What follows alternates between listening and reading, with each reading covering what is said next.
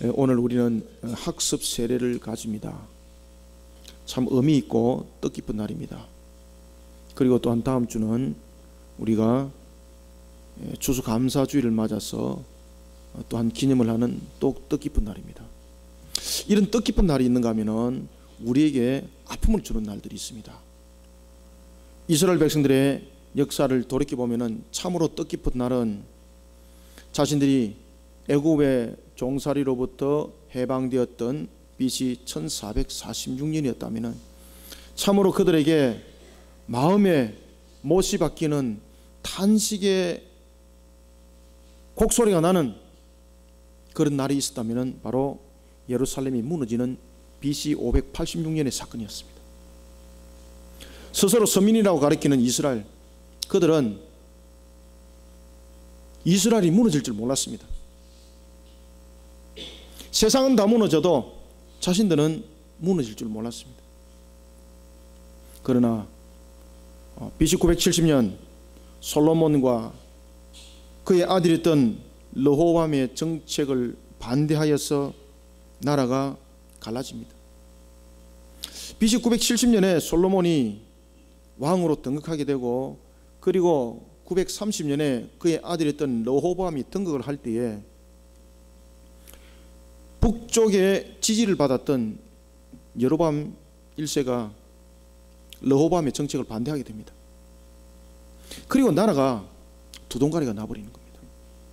그런데 성경은 이 나라가 두동가리가 나기까지는 어떤 원인과 이유가 있었는지를 성경은 우리에게 가르쳐주고 조명해주고 있습니다. 그런데 사건이 여기서 끝나질 않았습니다. 마치 우리 남과 북과 같은 현실이 이스라엘 역사 가운데 그대로 펼쳐지고 있었습니다. 이스라엘은 우상 숭배로 인하여서 하나님의 징계로 나라가 남과 북으로 갈라져 버렸습니다. 그때가 BC 930년이었습니다. 그런데 이것으로 끝나질 않았습니다. BC 722년에 북쪽 이스라엘이 아수르에서, 물론 아수르라는 강대국은 그 당대에 최고의 세력을 구축하던 그런 나라였습니다. 그 아수르에서 BC 722년에 무너짐을 당합니다. 그때도 성경은 이렇게 말합니다. 우상 숭배가 원인이었다고. 이제는 남은 것은 남쪽에 있는 유다였습니다. 그러나 역사는 여기서 끝나질 않았습니다. BC 605년 바벨론에서 남쪽 이스라엘의 남은 한모통이가 또 침공을 받습니다. 성경은 또 이렇게 말합니다. 우상 숭배가 원인이었습니다.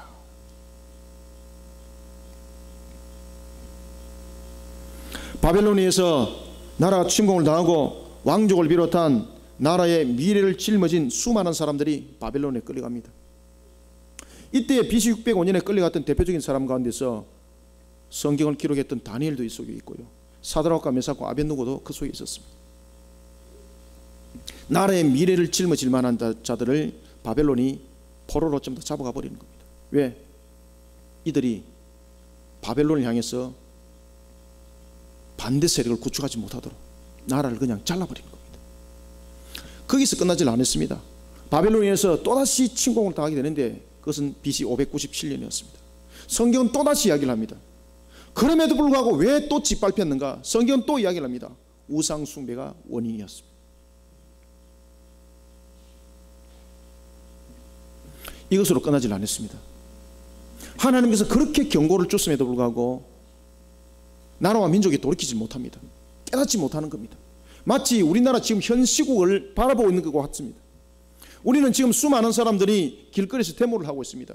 그러나 그들을 향해서, 우리 이 나라와 민족을 향해서, 우리를 향해서 하나님께서 말씀하시고 있는 것이 있습니다.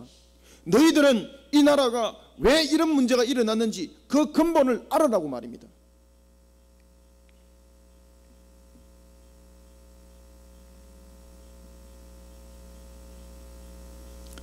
BC 597년에 바벨론인에서 두 번째 침공을 당했던 이스라엘, 강력한 바벨론이 다시 일어나서 BC 586년에 그들을 짓밟아 버리는데, 어느 정도로 짓밟아 버리는가 하면 성전은 파괴가 되고 나라가 영원히 사라져 버리는. 그런데 나라가 사라져 버리면 나는 어떻게 되는가? 나라가 무너져 버리면 나는 갈 곳이 있는가? 바벨론이 답을 주고 있습니다. 나라가 무너져 버리니 국권이 없으니 짐승보다 더 못하게 끌려가 버리는 겁니다. 그것이 바로 바벨론 3차 포로였습니다. 얼마나 비참하게 끌려가는지요. 차라리 길에 있는 짐승이 더 아름다워 보일 정도였습니다. 끌려가다가 죽으면 죽는 대로 그냥 잘라내버리고요. 가다가 살아서 바벨론의 유수 상태로 있을 때도 먹을 것이 없으니까요, 사람의 눈이 아니라 바로 악마의 눈이었습니다. 눈알이 벌게가지고 그런 상태로 그들이 살아가는 것입니다. 원인이 무엇이었다고요? 바로 우상 숭배였습니다. 이런 바벨론에서 포로로 끌려갔던 에스겔이라는 사람이 30이 되었습니다. 그가 예루살렘으로부터 바벨론에 끌려간 지 5년째가 되던 해였습니다. 그의 나이가 30이 되었을 때에 하나님이 에스겔을 부르는 겁니다. 그가 포로 상태로 살아갔던 그발 강가는 삶이 윤택한 곳이 아니었습니다. 포로 상태로 끌려온 그들이요, 먹을 것이 없고 그리고 기갈 곳이 없으니까요, 마치 짐승처럼 사나워지기 시작하는 겁니다. 무서울 정도로, 이것이 사람인가 할 정도로 그들이 도덕이 땅바닥에 떨어지고 마치 덜짐승처럼 그런 모습으로 그들이 살아가는 겁니다. 그때 하나님이 에스겔이라는 사람을 불러요. 그때 그의 나이가 30이었습니다.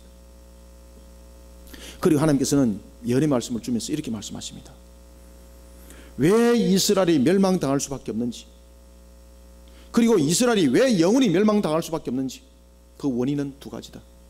첫 번째는 그들은 하나님을 향한 신앙의 선민의 정체성을 잃어버렸기 때문에. 그들은요, 입으로 무엇을 외쳤는가 하면 자신들은 아브라함의 혈통이라는 것을 자랑 삼았습니다. 그러나 하나님께서는 말씀하십니다.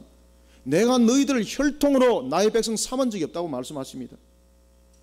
믿음을 떠난 자는 아브라함의 혈통이 문제가 아니라, 믿음을 떠난 자는 그 어느 누구도 하나님과 함께 할 수 없는 하나님의 백성이라 말할 수 없는 자라는 것입니다.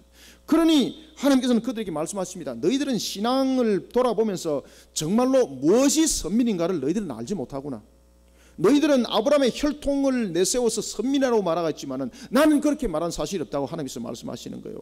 하나님께서는 말씀하시기를 선민의 기준점은 하나님을 향한 믿음이라고 말하고 있습니다. 그런 신앙의 정체성을 잃어버린 거예요. 그리고 또한 두 번째는 축복의 근원인 여호와 하나님을 향한 신앙의 순수성에 대해서 변질을 그들이 가했던 것입니다. 하나님을 향한 순수한 믿음의 신앙이 아니라, 하나님을 떠나면은 어떤 일이 생길지 모르니까 하나님을 향한 신앙에다가 가나안에 있는 우상 숭배까지 같이 합쳐가지고 짬뽕의 신앙을 만들어버린 거예요. 그러니 하나님이 용서하지 않는다는 겁니다. 너희들이 지금 바벨론으로부터 끌려왔고, 그리고 장차 이 나라가 영원히 멸망당할 이유는 다른 것에 있지 않다는 것입니다. 오늘 저와 여러분들은 이 나라 이 민족의 이 시국을 바라보면서 오늘 우리는 에스겔 선지자를 통해서 하나님이 주신 이 말씀, 그발 강가에서 일어났던 이 상황을 우리는 면밀히 검토해야 될 필요가 있습니다. 수많은 사람들이 데모 군중이 되어서 역사 이래 최고 많은 군중이 한자리에 집결했습니다. 대통령을 하야를 하라고 외칩니다. 하나님이 우리에게 지금 말씀하고 있습니다. 너희들은 깨닫지 못하고 있구나. 정말로 이 나라 이 민족을 향해서 하나님께서 무엇을 말씀하고 있는지, 대통령의 그 허구를 현상을 바라보게 하면서 우리에게 지금 무엇을 깨닫게 하는지, 여러분들, 우리는 이 시대에 일어나야 합니다. 우리는 이 시대에 오늘 하나님께 주신 말씀을 가슴에 안고 일어나는 자들이 되어야 합니다. 나라가 어렵습니다. 누구를 탓할 것입니까? 그 원인은 어디에 있다고요? 오늘 하나님께서 우리에게 에스겔을 통해서 주신 말씀을 우리는 면밀히 검토하면서 바로 이것이 근원이었구나. 그러면 우리는 이 나라와 민족의 문제점을 해결하기 위해서 무엇을 먼저 해결하기 위해서 일어나는 자가 되어야 되는가? 머리에 붉은 띠를 메고 일어나야 하는가? 우리의 신앙의 양심에 회개의 못을 받고 일어나야 되는가? 우리는 그 근원을 찾아야 합니다. 우리나라의 현실의 모습, 마치 에스겔처럼 영적으로 바르게 깨달아야 될 것이 있습니다. 사랑하는 성도 여러분, 우리는 일어나야 합니다. 나라와 민족을 향해서 한국 교회와 성도가 일어나야 합니다. 과연 우리는 어떤 모습으로 여러분들 일어나야 되겠습니까? 먼저 1절을 한번 읽도록 합니다. 1절 읽습니다. 시작.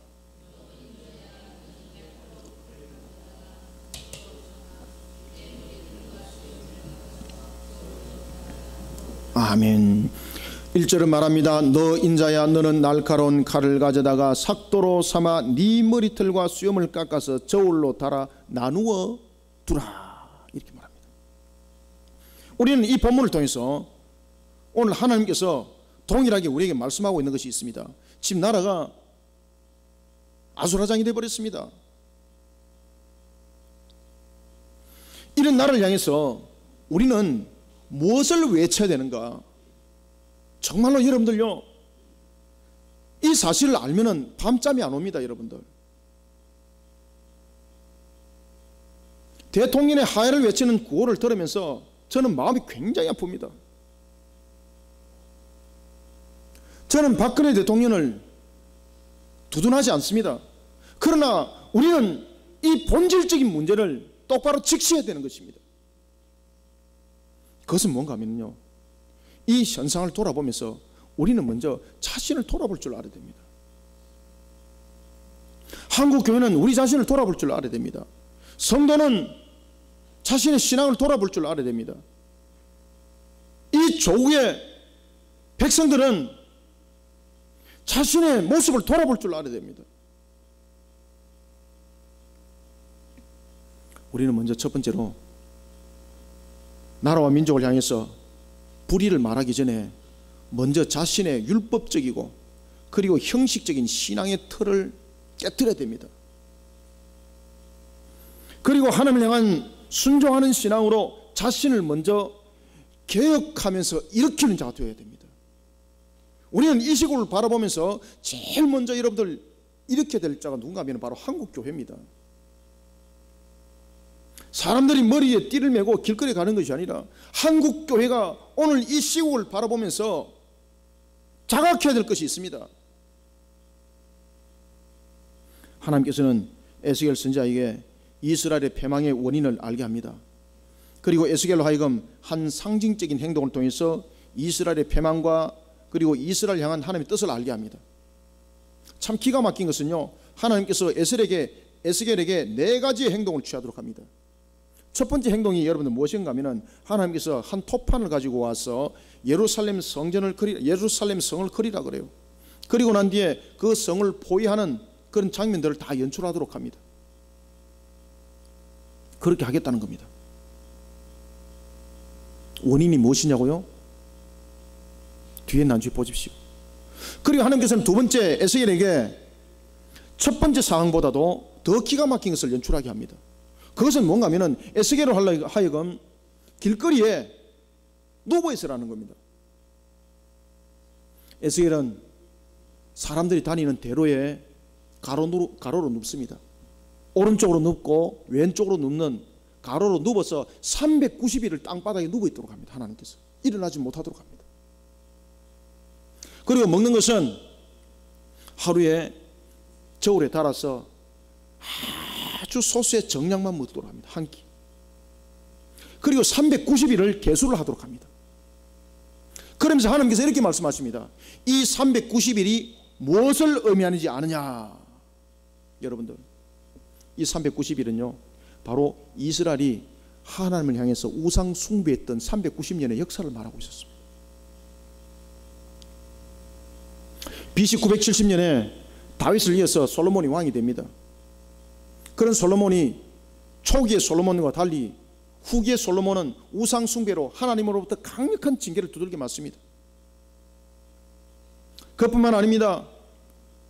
그의 아들이었던 르호보암 BC 930년에 왕이 되지만은 그 또한 우상 숭배로 만연했습니다. 남과 북으로 갈라졌습니다. 뿐만 아니라 북이스라엘이 아수르에 의해서 멸망을 당해버렸습니다. 그리고 또한 남은 남쪽인 유다가 바벨론에 의해서 침공을 받았습니다. 그 원인이 뭔가? 그 원인이 하나님을 떠난 신앙, 우상 숭배에 만연한 모습, 그것이 원인이었다는 겁니다. 하나님께서 말씀하십니다. 그 390일은 바로 다윗 이후에 일어났던, 그러면서 남과 북으로 갈라졌던 이스라엘 역사, 그리고 무너져버린 이스라엘, 그 연수를 계수했던 것입니다. 그러면서 성경은 말합니다. 그 연수가 390년이었다. 여러분들, 하나님이 그것을 일일이 기록을 다 하고 있었다는 겁니다. 얼마나 사무치겠습니까? 그러니 하나님께서 말씀하시기를 더 이상 무슨 용서가 너희들이 필요한가 이 말입니다. 그리고 세 번째는 하나님께서 에스겔에게 부정한 떡을 먹도록 합니다. 이 부정한 떡이라는 것은 제사장으로서는 먹어서는 안 되는 떡입니다. 그런데 하나님께서 그 당시에 경건하였던 제사장 붓이 아들이었던 그 에스겔에게 이 부정한 떡을 먹도록 하는 겁니다. 떡을 먹는데 그 떡을 취할 때에 다른 연료가 없고 사람의 인분을 가지고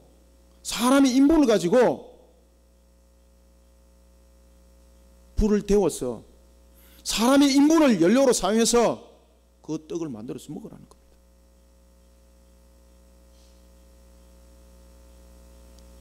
이것은 바로 무엇을 말합니까? 390년이라는 그들이 하나님을 향한 불신앙 속에 살아갈 때에 하나님은 그들을 그저 불신앙 속에 살아가는 그들을 향해서 너 왜 그러니? 이렇게 말만 하질 않았다는 겁니다. 수많은 선자들을 보냈습니다. 너희들의 잘못을 깨닫고 우상 숭배에 만연한 사탄의 허울에 빠져서 우상 숭배에 만연한 너희들의 모습을 돌이키라고 하나님께서 수많은 선자들을 보냈습니다. 그런데 놀랄 사실은 그렇게 하나님께서 수많은 선자들을 보냈는데 그들은 그런 선자들을 발로 걷어차버리더라는 것입니다. 복을 스스로 걷어찼다는 거죠. 복을 스스로 걷어차니 그들에겐 줄 복이 없다는 겁니다. 그래서 인분으로 떡을 굽어서 먹으라는 거예요. 그 말 그대로 역사가 일어났습니다. 경제가 무너지기 시작했습니다. 지금 여러분들 이 나라 이 민족 보십시오. 경제가 무너지기 시작합니다. 뿐만 아닙니다. 연료가 부족해서 인분으로 떡을 구워서 먹을 정도로 그런 비참한 현실 속에 놓여지게 되는 것입니다. 그런가 하면 하나님께서는 네 번째 오늘 본문에 나타나고 있는 것처럼 그럼에도 불구하고 깨닫지 못하는 이스라엘 백성들, 스스로 무덤을 파고 그 무덤 속에 헤매고 있는 이스라엘 백성들 향해서 하나님께서는 에스겔에게 한 가지 귀한 행동을 하도록 하는데 그것은 바로 터럭을 베어라는 것입니다. 터럭이라는 것은 짐승이라든지 사람들의 굵은 긴 털을 말하는 겁니다. 그러니 이 수염과 머리털을 밀으라는 거예요. 터럭인 머리털과 수염을 밀으라는 것입니다. 그리고 그것을 저울에 달으라고 말합니다. 그리고 그것을 세 등분으로 나누라고 말합니다. 야, 하나님께서는 여러분들 왜 이런 기이한 일들을 시켰을까요? 여러분들 지금 이 에스겔 선지자가 인분에 떡을 구워 먹고 자기 머리를 삭두를 가지고 베고 그리고 수염을 다 베는 것은요 엄청난 사건입니다. 이거는 왜 그런가 하면은 제사장으로서는 하지 말아야 될 짓을 지금 하고 있는 것이거든요. 하나님께서는 왜 그렇게 했을까요? 여러분들 저울이라는 것은 사무엘하 14장 26절에 보면은 그 물건을 다른 용도로 사용을 합니다. 그런데 또 하나는 이 저울이라는 것은 레위기 19장 36절에 보면은 공정함을 말하고 있습니다. 정의로움, 공정함, 공의. 그런데 그런 공의에 제사장의 수염을 베어서 올리라 그러고 머리털을 싹 다 밀어가지고 거기에 올려놓으라 그럽니다. 그럼 이 저울은 공정한 저울이 될 수 있는가? 공정한 저울이 될 수 없습니다. 왜 그런가 하면 하나님께서는 레위기 21장 5절을 통해서 어떤 말씀을 주셨는가 하면 제사장은 어떤 여우를 막론하고 머리털과 수염을 이방인처럼 깎지 말라고 말씀하고 있습니다. 그런데 하나님께서는 그 공정을 말하는 저울 위에 수염을 깎고 머리털을 싹 다 밀어가지고 거기에 올려놓으라는 거예요. 그러면 이 저울은 공정한 저울이 아닌 거예요. 하나님께서 스스로 그것을 금하고 그것을 하지 말라고 하셨던 그 말씀을 지금 이 저울 속에, 공정이라는 저울 속에 그것을 금하여서 올려놓으라는 것입니다. 에스겔은 그의 아버지가 제사장이었습니다.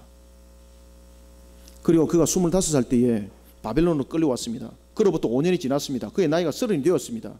그러면 그는 이제는 제사장으로서의 법적으로서의 하자가 없이 제사장으로서의 활동을 할 수 있는 나이인데, 그럼에도 불구하고 그에게 제사장으로서의 부적합한 행동을 하도록 합니다. 머리에 털을 밀으라는 거예요. 수염을 깎아가지고 그 저울 위에 올려놓으라는 거예요. 그렇게 하라는 겁니다. 하나님께서 여러분들 왜 그렇게 했겠습니까? 나라와 민족의 문제 앞에 하나님께서 그렇게 하라는 겁니다. 나라와 민족 앞에, 나라와 민족의 문제 앞에 너는 그렇게 하라는 것입니다. 이거는 우리에게 무엇을 말하고 있는가? 이것은 한국교회를 향한, 저와 여러분들을 향한 하나님의 아주 긴밀한 말씀입니다.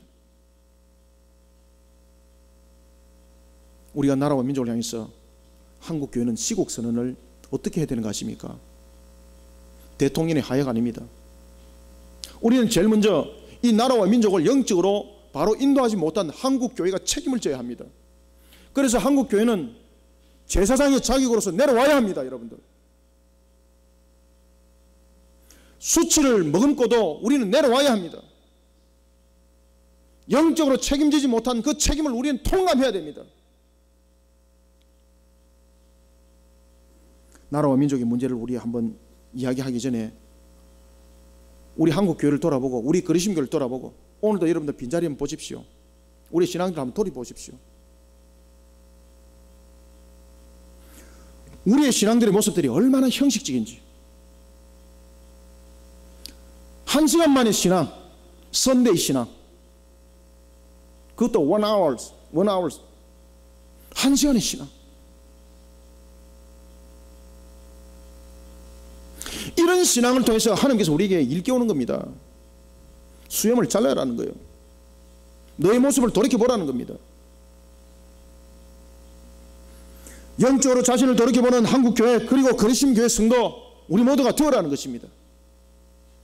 나라와 민족의 불의는 누구의 책임입니까? 하나님이 지금 우리에게 물어보고 있습니다. 그 책임은 바로 한국교회에 있습니다. 우리 그리심교회에 있습니다. 저와 여러분들에게 있습니다. 그런 우리를 향해서 하나님께서 말씀하십니다. 선대의 신앙 잘라내라. 율법 신앙 삭두를 대어서 다 베어버려라. 그리고 하나님의 공정한 저울 위에 올려놓아라. 우리가 선대의 신앙, 주일 하루 지키는 신앙, 그것도 1시간 예배 드리는 신앙으로 되어 있으니 한국이 이만큼 병드는 겁니다. 우리의 삶이 예배가 되어야 되는 것입니다. 우리의 삶이 예배가 되지 못하니까 우리가 영적으로 그들에게 영향력을 끼치지 못한 책임이 있는 겁니다. 하나님께서는 여러분들 왜 교회를 세웠습니까? 물론 제가 개척을 했습니다. 그러나 이것은 제가 개척한 것이 아닙니다. 하나님이 세우신 교회입니다. 그러면 하나님이 세우신 교회를 통해서 우리가 무엇을 해야 되는가? 지역을 향해서 영적으로 일깨우는 책임을 져야 하는 것입니다. 조국을 가슴에 안고 영적으로 책임지는 자가 되어야 되는 것입니다. 그런데 우리가 이런 책임을 다하지 못하니 나라가 병드는 것입니다. 민족이 병드는 것입니다. 왜 여러분들 부정과 부패와 음란과 타락에 여러분들 판을 치고 있습니까? 영적으로 그들을 일깨워야 될 우리가 그 사명을 감당하지 못했기 때문에 이런 일들이 일어난 것입니다. 그러니 하나님께서 말씀하십니다. 머리를 밀어라. 수염을 베어라. 여러분들, 제사장이 머리를 밀고 수염을 베는 것은요, 백성들 앞에 얼마나 수치스러운 모습으로 서는 건지 모릅니다. 아시겠습니까? 가장 수치스러운 모습이에요. 그런데 하나님께서 그렇게 하라는 거예요. 오늘 나라와 민족이 문제가 있습니다. 우리는 대통령을 향해서 하야를 외치는 것이 아니라 한국교회는 먼저 우리 자신을 돌아봐야 합니다. 우리 그리스도교회 성도들은 우리를 먼저 돌아봐야 합니다. 내가 정말로 영적 책임자로서 이 지역을 책임지는 하나님이 세우신 교회인가? 나는 선대의 신앙으로 1시간 종땡 치면은 성도 시작, 종땡 치면은 성도 끝, 이런 신앙은 아니었는가? 하나님께서 우리에게 그것을 돌아보라고 말씀하십니다. 사랑하는 성도 여러분, 한국교회가 그리고 저와 여러분들이 율법적이고 형식적인 신앙의 형틀로 달려가다 보니 이 나라 이 민족이 이렇게 된 겁니다. 우리에게 책임이 있습니다. 우리는 수염을 깎아야 합니다. 수치스럽지만은 수염을 깎아야 합니다. 사람들로부터 조롱을 받지만은 머리털을 밀어야 합니다. 그리고 고난의 종의 길을 걸어야 합니다. 하나님의 뜻을 이루는 일에 우리는 고난의 종을 순종하는 자세로서 내 자신을 먼저 개혁시키고, 내가 정말 한심한 신앙이 아니라 나의 삶이 그리스도인이 되지 못한 것을 회개하고 나를 먼저 개혁시키시길 바랍니다. 그렇게 우리가 그리스도의 문화를 만들어 가야 되는 것입니다. 우리는 이 말씀에 순종해야 됩니다. 이 나라와 이 민족을 일깨우지 못하면 예루살렘처럼 여러분들 멸망당합니다. 우리가 만약에 이 상태로서 잠잠히 있으면요, BC 586년에 예루살렘이 멸망했던 것처럼, 바벨론에 의해서 멸망당했던 것처럼 이 나라 위에 어떤 전쟁이 일어날지 모릅니다. 여러분, 나라가 없이 저와 여러분들이 존재할 수 있습니까? 우리는 이 시간에 대통령 하나를 바라보면서 하야를 외치는 것이 아닙니다. 정치인들을 돌아보십시오. 여야를 불문하고 내가 책임 있습니다라고 말하는 사람 누가 있습니까? 모든 정치인들은 무릎을 꿇어야 됩니다. 사회 지도 계층들이 대통령을 하야라고 외칠 자격이 있습니까? 그들 자신을 돌이켜봐야 됩니다. 그들이 얼마나 부정한 자였고 얼마나 부패한 자들이었습니까? 우리는 대통령을 넘어서서 이런 것을 영적으로 볼 줄 알아야 됩니다. 우리는 대통령을 넘어서서 우상 숭배와 그리고 사이비로 휘감겨 있는 이 악한 시대를 돌이켜보고 일깨워야 되는 것입니다. 그러기 위해서는 한국교회와 저와 여러분들의 신앙을 먼저 돌이켜봅시다. 그리고 이 시대를 바르게 인도하지 못한 영적 우리의 모습들을 되새겨보면서 형식적인 우리의 신앙을 개혁시킵시다. 깨트려야 합니다. 원아워 신앙이 아닙니다. 하루에 1시간 신앙이 아닙니다. 주일날 1시간만 지키는 신앙으로서는 여러분들 내 자신도 변화될 수 없어요.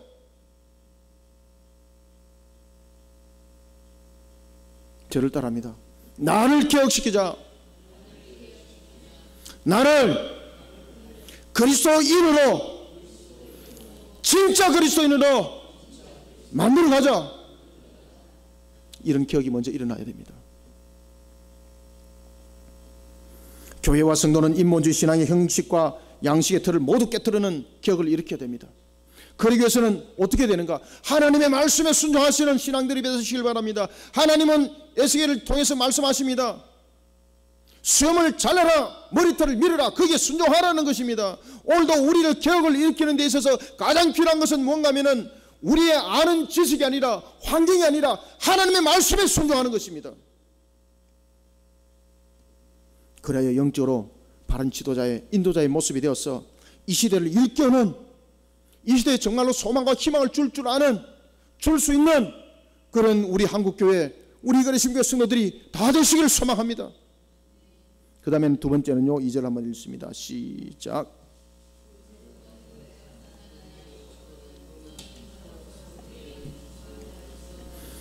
(3분의 1은) 성읍 사방에서 칼로 치고 또 (3분의 1은) 바람에 흩어라. 내가 그 뒤를 따라 칼을 빼리라. 아멘.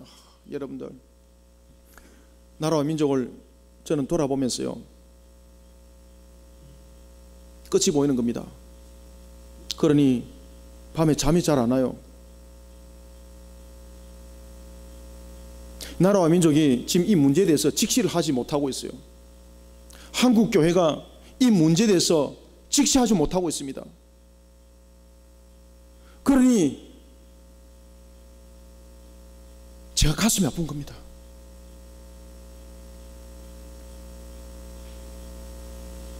우리는 두 번째로 어떻게 일어나야 되는가? 지금 나라와 민족이 징계 앞에 놓여 있다는 것을 여러분들이 먼저 깨달으셔야 됩니다. 하나님의 징계 앞에 우리는 놓여져 있습니다. 그러면은 징계는 무엇을 말하는가? 이것을 영적으로 우리는 깨달아야 됩니다. 곧 하나님께서 우리에게 주신 기회라는 것입니다.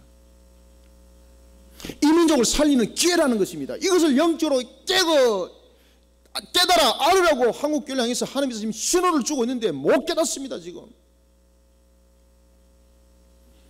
우리는 두 번째로 징계가 곧 하나님께서 열어주신 복음의 기회인 줄 알고 복음에 대한 뜨거운 열정을 가슴에 안고 나라와 민족을 일깨우는 한국교회, 그리고 일어서는 성도들이 되어야 됩니다.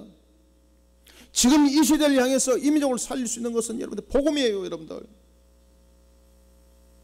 어떤 한 사람이 바뀐다고 안 바뀝니다. 여러분들 복음이에요. 복음.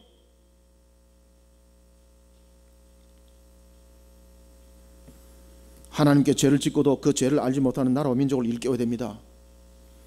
그리고 영적으로 나라와 민족을 바른 길로 인도하는 일에 헌신되어 일어서는 한국교회 그리고 성도들이 되어야 됩니다.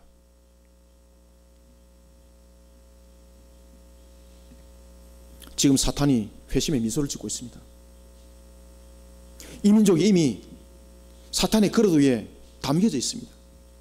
사탄이 회심의 미소를 짓고 있습니다. 이제는 들어마시는 것밖에 안 남았습니다.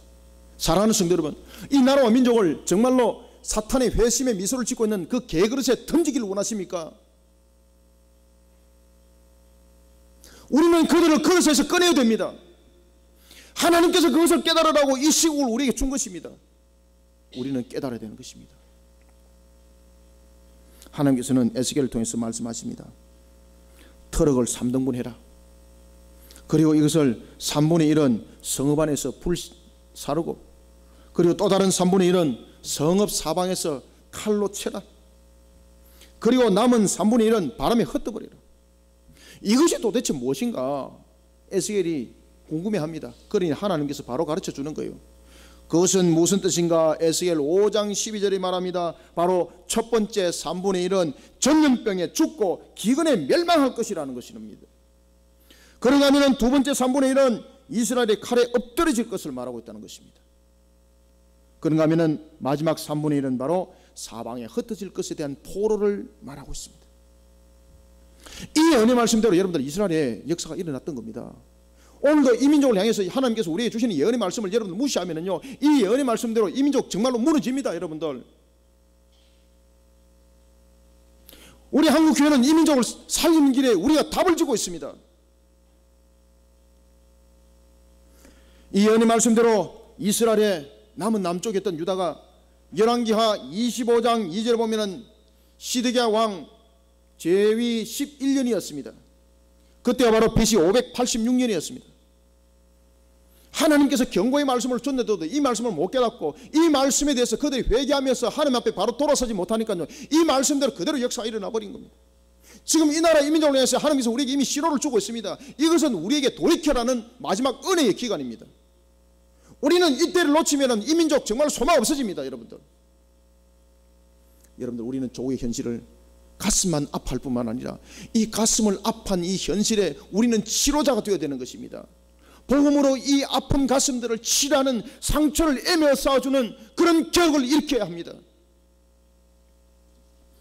하나님의 말씀 속에 순종하지 못했던 이스라엘, 그 말씀을 믿어 의심치 않아야 되는데 그 말씀을 지나가는 그냥 스토리로 알고 들었던 그들에게 하나님의 말씀대로 멸망이 일어났습니다.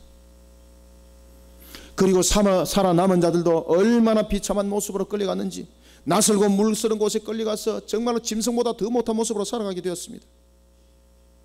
여러분, 하나님의 공의는 어떤 흠도 찾을 수 없는 것을 우리는 하나님의 공의라고 말합니다. 어떤 변명도 늘어놓을 수 없다는 것입니다. 그러나 우리는 오늘 하나님께서 주신 이 말씀, 하나님은 공의대로 그냥 심판하시면 되는데 오늘 공의로 심판하실 하나님이 이렇게 하라 저렇게 하라, 이런 일이 있었다 저런 일이 있었다, 너는 이런 모습을 보고 이스라엘 백성들에게 말하리라 라고 말합니다. 여러분, 하나님이 공의롭게 심판하시면 되는 것이지 왜 이렇게 해서 심판하고 저렇게 해서 심판하고 왜 그것을 알릴까요? 꼭 그렇게 말해야만이 공의롭습니까? 아닙니다. 그러면 이 속에는 하나님께서 우리에게 주시는 또 다른 음성이 있다는 겁니다. 우리는 하나님의 속성을 여러분들 잘 아셔야 되는데 하나님의 속성은 단편적인 속성이 아닙니다. 공의가 발동되는 때는 공의만 발동되고 자비가 발동될 때는 자비만 발동되고 이렇게 단절된 속성 속에서 나타나는 것이 아닙니다. 하나님의 속성들은 모든 것이 연결되어진 상태 속에서 나타나는 것입니다. 그러면은 오늘 에스겔을 통해서 왜 이스라엘의 멸망이 이렇게 비참한 멸망이 있을 것을 말씀했을까요? 미리 알고 가슴에 아파라고요? 미리 알고 네가 그 처지를 알으라고요? 아닙니다, 여러분들. 이 말씀은 왜 주셨는가 하면은 심판을 면하기 위해서는 나를 향하여서 너희들이 똑바른 길로 회개하고 들어서라, 이것을 이 공의 속에 함께 말하고 있었던 것입니다. 2절을 다시 한번 읽습니다. 시작. 그 성읍을 애워 사는 날이 차거든 너는 터럭 3분의 1은 성읍 안에서 불사르고 3분의 1은 성읍 사방에서 칼로 치고 또 3분의 1은 바람에 흩어라. 내가 그 뒤를 따라 칼을 빼리라. 아멘. 이 말씀대로 여러분들 일어납니다. 그러면 하나님께서 이 말씀대로 일어나기 위해서는 길을 지금 가르쳐주고 있는 거예요. 이 길에 들어서지 아니하도록 너희들이 회개하고 민족이 하나님께 바로 온전히 돌아오라는 것입니다. 지금 우리나라가 이 민족이 얼마나 지금 여러분들 건국 이래 이만큼 어수선한 적 없습니다. 그러나 이 시대를 향해서 하나님께서는 마치 우리에게 에스겔을 통해서 터럭 3분의 1, 3분의 1, 3분의 1 세 등분을 나눠서 하신 말씀처럼 우리에게 지금 던져주는 메시지가 있습니다. 그것은 바로 뭔가 하면은 대통령 한 사람을 향해서 주시는 말씀이 아니라 이 나라 이 민족 전체를 향한 하나님의 메시지라는 것을 여러분들이 깨달으셔야 되는 것입니다. 우리는 지금 징계 가운데 놓여 있습니다. 이 기회를 놓치면 안 됩니다. 하나님께서 열어주신 복음의 기회입니다. 대통령에게 바른 복음의 길이 열리도록 한국교회와 성도들은 일어나야 합니다. 한국교회와 성도들은 거짓되고 사이비가 판을 치고 불의와 부정과 그리고 음란이 판을 치는 이 시국을 향해서 우리는 영적 시국을 선포해야 되는 것입니다. 이 시대가 여러분들 얼마나 많은 이단들이 사이비들이 판을 치고 있습니까? 얼마나 많은 우상 숭배가 백성들을 현혹하고 있습니까? 이 나라가 여러분들 이런 영적 흑암 속에 갇혀있는 이 나라를 향해서 하나님께서 주시는 바로 신호탄인 것입니다. 이 메시지를 무시하면 안 됩니다. 따라서 한국교회는 영적으로 시국을 선포해야 됩니다.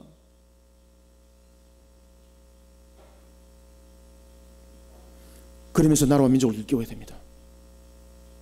하나님께 주신 기회를 놓치면 이 나라의 민족 더 이상 소망 없습니다. 예루살렘이 전림병과 기근 그리고 칼에 죽임을 당하고 짐승보다 더 못한 모습의 포로가 된 것처럼 이 민족을 사탄의 개의 그릇에 던져줘서는 안 됩니다. 여러분, 조국의 교회는 복음에 대한 열정으로 일어나야 합니다. 그리고 나라와 민족을 일깨우는 일에 한 목소리를 내어야 합니다. 우리 교회라는 개인주의가 아니라 하나님의 교회인 전부가 일어나야 합니다. 하나가 되어서 일어나야 합니다. 이 나라와 이 민족 가운데 제2의 종교개혁을 일으켜야 합니다. 영적 시국선언을 하면서 제2의 종교개혁을 일으켜야 합니다. 왜 이 나라의 민족이 이렇게 음란과 불의와 부정과 타락과 이런 부패 속에 빠졌는가? 법과 제도가 약하기 때문에 천만에요. 더 법과 제도를 강화해 보십시오. 우리는 왜 이런 문제들이 일어나고 있는가? 우리는 제2의 종교개혁을 일으켜야 됩니다. 한국교회는 일어나야 합니다. 사랑하는 성도 여러분, 우리는 영적 시국선언을 해야 되는 것입니다. 이런 영적 흑암 속에 가려있는 이 민족을 우리는 일깨우는 일에 하나님의 사명을 감당하는 진리의 말씀, 진리의 복음, 그리스도 문화를 세상 가운데 흘려보내면서 이 사명을 감당하는 우리 그리스도의 성도들이 다 되시기를 소망합니다. 그 다음에는 세 번째, 우리가 3절 한번 읽겠습니다. 시작. 너는 터럭 중에서 조금을 네 옷자락에 사고. 아멘. 우리는 마지막으로 세 번째, 타락과 음란과 불의와 부정 앞에 서 있는 자신의 모습을 깨달아 알도록 만들어줘야 됩니다. 지금 수많은 사람들이 골기를 하고 있습니다. 시위를 하고 있습니다. 그러면은 대통령이 하야하면 문제 끝납니까? 제가 대모를 보고 싶습니다. 그러면 다른 정치인이 그 자리를 대신하면 문제가 풀려집니까? 여야를 불문하고 저는 똑같아 생각합니다. 가장 나쁜 것은 내가 책임지겠습니다라고 말하는 사람이 한 사람도 없다는 사실입니다. 우리나라에 정말로 필요한 것은 정권 교체가 아닙니다. 책임 있는 정치하겠습니다. 이런 양심의 정치인이 우리나라에는 필요한 것입니다. 인터뷰만 하면은 정권 교체를 말하고 있고, 그런 거는 정말로 책임 있는 자였는가 되물어보고 싶습니다. 하나님이 두려울 줄 알아야 됩니다. 사람은 그를 포장하고 위장시킬 수 있지만은 하나님은 그를 알고 있습니다. 타락하고 음란하고 불의하고 부정한 나의 모습을 알지 못하고 있습니다. 이와 같이 우리는 세 번째, 자신의 죄를 깨닫지 못하는 나라와 민족 앞에, 이 현실적인 시국 앞에 민족의 대회개 운동을 일으켜야 합니다. 우리는 민족의 대회개 운동을 세례 요한과 같이 민족의 대회개 운동을 일으키는 한국교회 성도들이 되어야 되는 것입니다. 예루살렘이 불타고 바벨론의 포로 가운데 놓여져 있는 이런 두 고난, 하나님께서는 에스겔을 통해서 터럭의 3등분의 비율을 통해서 말씀합니다. 이제는 그 두 고난을 통해서 최종적으로 남은 자들에 대해서 말합니다. 그런데 오늘 여러분들이 읽었던 본문과 그리고 4절을 한번 주목해 보면은 우리가 두 가지 단어가 하나 있습니다. 첫 번째는 한 줌도 되지 아니하는 조금을 옷자락에 사라는 것이고, 그리고 또 하나는 이 조금이라는 것에서 또 얼마를 빼내어서 또 구별하라는 것입니다. 이게 무엇인가? 여러분들, 이 나라 이 민족이요, 대통령 하야한다고 이 문제가 매듭지어질 줄 아십니까? 문제는 그렇게 푸는 것이 아니에요. 이 민족 위에 여러분들, 왜 우리가 민족 대회개 운동이 일어나야 되는 거 아십니까? 이 부분이 정권이 교체된다고, 야당으로 교체된다고 이 문제가 매듭될 것 같습니까? 여당에 또 다른 새로운 사람이 등극하여서 그가 집권한다고 이 문제가 해결될 것 같습니까? 성경 말합니다. 하나님은 말씀하십니다. 다시 빼어내서 그들을 불 가운데 둔다고 말하고 있습니다. 심판의 와중에서도 은혜를 베푸시는 하나님의 공의함이 있습니다. 그러나 여기서 우리가 주목해야 될 것은 한 줌도 안 되는 조금이라는 것 속에서 또 구별해내서 얼마라는 것을 구별해냈다는 것입니다. 왜 이런 일들이 일어나겠습니까, 여러분들? 정리가 안 됐기 때문에 그런 겁니다.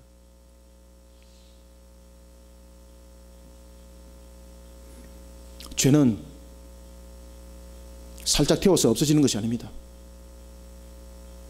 하나님을 향한 죄는 살짝 태워서 끝나는 것이 아닙니다.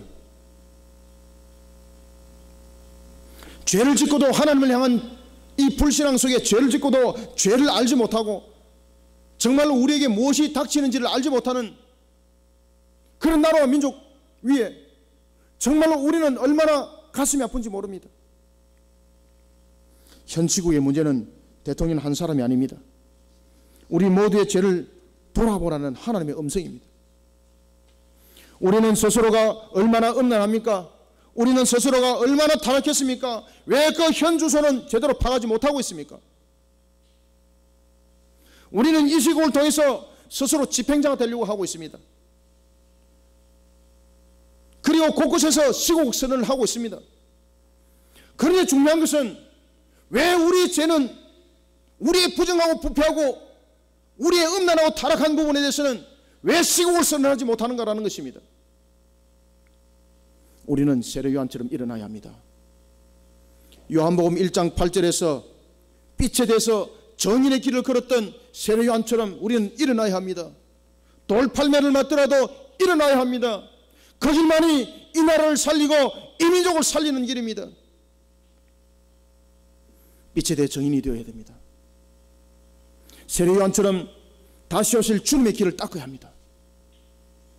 예수님께서 말씀하셨습니다. 회개하라 천국이 가까이 왔느니라. 예수님께서 마태복음 4장 17절을 통해서 말씀하신 것처럼 우리는 길을 그렇게 닦아야 되는 것입니다. 한국교회 그리고 한국교회 성도 여러분, 일어납시다. 회개하라 천국이 가까이 왔느니라. 민족을 향해서 돌팔매를 맞더라도 우리는 이런 민족 대회개 운동을 일으켜야 되는 것입니다. 얼마 남지 않았습니다. 다시 얼마 남지 않은 빼넣어서 또 불에 던짐을 당하지 않도록 우리가 속히 돌이켜야 합니다. 사랑하는 성도 여러분, 얼마 남지 않은 하나님의 백성을 민족의 대회개 운동을 통해서 불러 모으는 한국교회가 되기를 바랍니다. 그리고 이 민족을 정말로 회개 운동을 통해서 치료하는 한국교회가 되기를 소망합니다. 우리가 이 사명들을 굳건하게 부여잡고 오늘도 무엇을 향해서 일어서야 되는가, 무엇이 우리의 일어서는 조건이 되어야 되는가, 이것을 영적으로 잘 파악하고 또한 주님의 주신 음성을 우리가 잘 듣고 오늘도 나라를 향해서 바르게 일어서는 우리 한국교회 성도들이 다 되시기를 축원합니다. 말씀을 맺겠습니다. 현식을 통해서 한국교회는 말할 수 있어야 됩니다. 첫 번째는 이단과 사이와 같은 사탄의 무리로부터 이 나라와 이 민족이 바로 설 수 있도록 영적 시국을 선언해야 됩니다. 왜 여기에 대해서 잠잠하냐 말입니다. 한국교회는 교회가 크다고 말만 하면서, 교단이 크다고 말만 하면서 왜 이것을 하지 못하느냐 말입니다. 정작 우리 속에 일어나고 있는 가장 큰 문제는 이것인데, 우리는 영적 시국을 통해서 이 나라의 민족을 살려야 됩니다. 그리고 두 번째는 민족 가운데 대회개 운동을 일으켜야 됩니다. 제2의 종교개혁을 일으켜야 됩니다. 1517년 10월 31일 마틴 루터가 비덴베르그 성전 그 문에 박았던 95개 항, 솔라 스크리처 솔라 피데 솔라 그라치아, 이 종교개혁을 우리는 오늘 이 시대를 향해서 10계명을 통하여 종교개혁을 일으키는 제2의 종교개혁을 일으켜야 되는 것입니다. 우리의 음란을 무엇으로 돌이켜 볼 수 있습니까? 하나님께서 말씀하십니다. 간음하지 마라. 그러면 너는, 저도 여러분들 이 말씀 앞에 내 얼굴 똑똑히 들을 수 없습니다. 얼마나 나도 부끄러운 모습인지 모릅니다. 그러나 돌팔매를 맞더라도 우리는 일들을 해야 되는 것입니다. 한국교회는 일어나야 되는 것입니다. 교회가 크다고 자랑하는 것이 아니라, 성도 수가 많다고 자랑하는 것이 아니라 우리의 본인의 모습으로 다시 일어서야 되는 것입니다. 우리는 이 시국을 돌아보면서 나라와 민족을 향해서 민족 대회개 운동을 일으켜야 합니다. 10계명을 통해서, 이 말씀을 지키는 것을 통해서 민족 대회개 운동을 일으켜야 되는 것입니다. 이 땅의 신은 오직 하나님 한 분밖에 존재하지 않습니다. 그러니 우상 숭배가 왜 말이냐 말입니다. 왜 사이비가 판을 치냐 말입니다. 이런 사탄의 역사 영적으로 깨트려야 되는 것입니다. 왜 우리가 남의 것을 탐을 합니까? 사탄이 주는 마음이지 않습니까? 왜 우리가 음란 속에 빠집니까? 십계명은 말합니다. 간음하지 말라고 말합니다. 영적 간음, 육적 간음, 모든 것이 이 사탄이 준 그 결론이었습니다. 이런 우리는 시국선언을 할 수 있는 한국교회가 되어야 되는 것입니다. 사랑하는 성도 여러분, 우리는 두 가지의 시국선언을 합시다. 첫 번째는 영적 시국선언이요, 두 번째는 십계명의 지킴을 통한 민족 대회개 운동을 일으켜야 되는 것입니다. 이 일들에서 우리가 먼저 이 말씀에 준행하는 말씀의 문화를 이루어야 되는 것입니다. 그러니 하나님께서 우리에게 주신 사명이 있지 않습니까? 진리의 말씀을 세상 가운데 흘려보내는 교회가 되라고, 그리고 진리의 복음을 세상 가운데 흘려보내는 교회가 되라고, 그리고 말씀의 삶을 살아서 그리스도의 문화를 만들어 세상 가운데 흘려보내는 기억을 일으키라고, 혁명을 일으키라고 하나님께서 우리에게 사명을 줬지 않습니까? 사랑하는 성도 여러분, 이 정도 성도면 충분히 할 수 있습니다. 마틴 루터는 한 사람이었습니다. 우리는 이 정도면 세계를 뒤져볼 수 있습니다. 여기 대해서 우리는 구인꾼이 돼서는 안 됩니다. 우리는 책임 있는 자들입니다. 저와 여러분들이 일어나야 합니다. 나라와 민족을 불쌍히 여기는 주님의 가슴으로 일어나야 합니다. 한국교회에 일어나라고 외치는 것으로 끝나는 것이 아니라 우리가 일어나야 합니다. 오늘도 이 사명을 부여잡기 위해서 영적으로 일어나는 우리 그리스도교회 모든 성도들이 다 되시기를 소망합니다. 기도하겠습니다. 살아계신 아버지 하나님, 주님의 은혜를 감사드립니다. 오늘도 주신 말씀대로 우리가 분연히 일어나기를 원합니다. 한국교회를 향하여서 일어나라고 말할 것이 아니라 우리가 진리 말씀, 진리 복음, 그리스도 문화를 세상 가운데 흘려보내는 교회가 되기를 원합니다. 우리가 나라와 민족 가운데 돌팔매를 맞더라도 우리가 영적 시국을 선언하고 달려가길 소망합니다. 하나님 아버지여, 나라와 민족 가운데에 대회개 운동을, 십계명을 준행하는 대회개 운동을 통해서 돌팔매를 맞더라도 이 사명 준행하는 교회 되기를 원합니다. 하나님께서 주신 사명을 우리가 굳건하게 보여잡으며 달려가기를 원할 때에 주님이여 우리의 길들을 열어주시옵소서. 진리의 말씀, 진리의 복음, 그리스도 문화를 나라와 민족을 넘어서 소외된 사마리아와 땅끝까지 사명을 전파하고자 하오니 우리에게 300명의 승리사를 파송할 수 있는 길을 열어주시옵소서. 주님의 말씀을 보여잡고 달려가고자 합니다. 우리 성도들 영적 군사로 굳건하게 세워주옵소서. 하나님이여, 말씀이 가라앉고 말씀이 설하면서는 이란 순종하는 걸음이요, 말씀의 근본을 이루어 이 모든 것들을 감당할 수 있는 영적인 바른 길에 들어서는 자 되게 하여 주시옵소서.